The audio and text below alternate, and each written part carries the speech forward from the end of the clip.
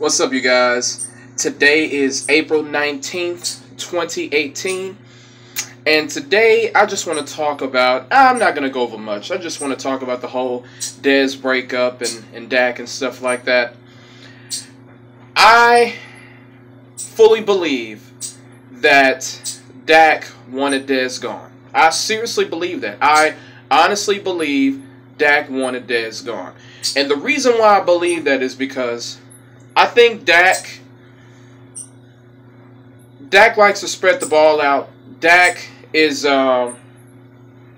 he loves to find the open receiver, and Dak felt like he was forced to throw the ball to Dez a majority of the time. Listen, Dez was the $70 million man. He got this big contract. Jerry Jones and the people up top are going to want Dez to get his touches. Also, Dez is going to want to get his touches, and if he doesn't, he's going to bitch and cry on the sidelines. And when he does get his touch, he either drops it or he, fumbles it and loses the game to Seattle. But I'm not going to get into that. But Dak is an efficient passer. Dak likes to be the leader. Dak likes to facilitate everything that goes on around him. He's cerebral like that. And when you have someone like Dez who's going to cause chaos, like when you look at Dak, Dak is someone, he's a company man. He likes order. He loves order. He loves things where they are. He loves everything that's in place. He's, put it this way, he's the guy that cleans up his house, and if you set like a cup on his table without like a coaster, he's gonna like, no, he ain't dealing with that. Okay, Dez is the type of guy, he is driven by emotion, that tends to lead to chaos, and he can be all over the place sometimes. And Dak wasn't for that. He wasn't for that at all. He just wasn't into it. And no matter what Dak said after Dez was released, Dak played an instrumental role in Dez getting released. I'm just saying, because Dak was extremely quiet during this entire process. Dak didn't say shit.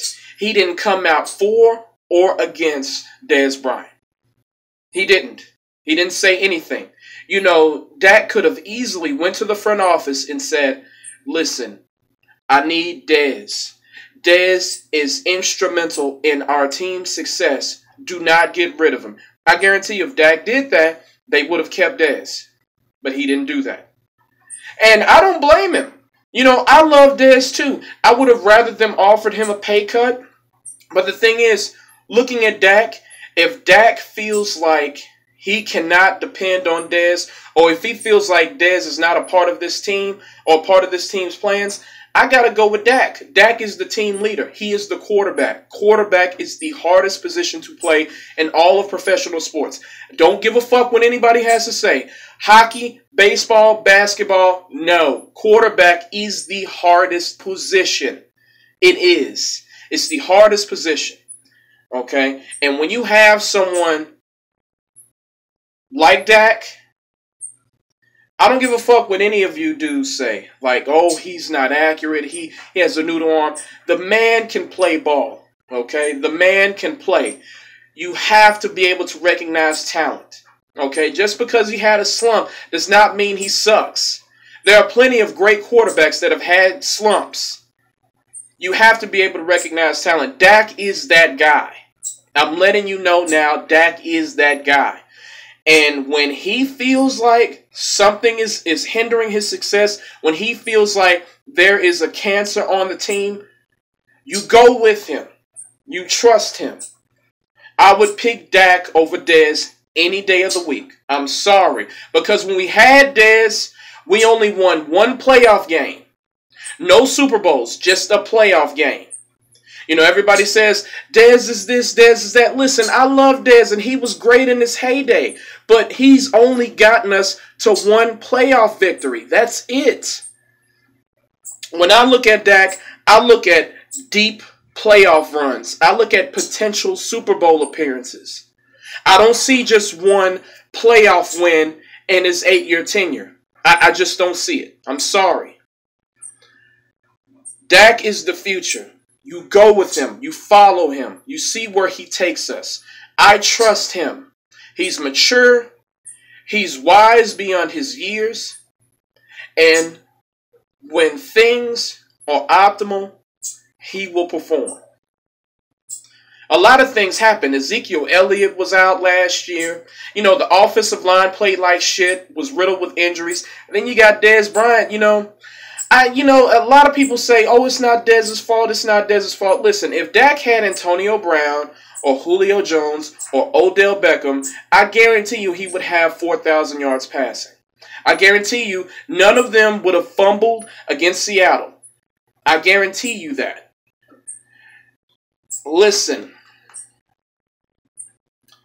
Dak did not want Dez here. He didn't. But that is not a bad thing. It's not a bad thing. Sometimes you have to make an addition by subtraction. I know that's going to go over a lot of people's heads, but sometimes you have to cut the cancer in order to get where you need to be. I hate to call Dez a cancer, but he brought so much negative publicity to this team. You know? If he were to take it upon himself to see that his production was so low, he should have went to the Cowboys front office and said, listen, I know my performance isn't up to par. I am willing to take a pay cut to ease the salary cap. He would have done that. But instead, he held out for so long until the Cowboys literally had no choice but to cut him. Larry Fitzgerald went to the front office and said, listen, I'm taking a pay cut for this team. He evolved into a slot receiver.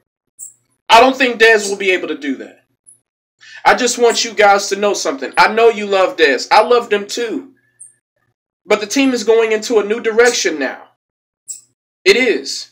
Follow Dak and watch him take us to the promised land. That's all I got to say. All right, you guys, I'm out. Peace.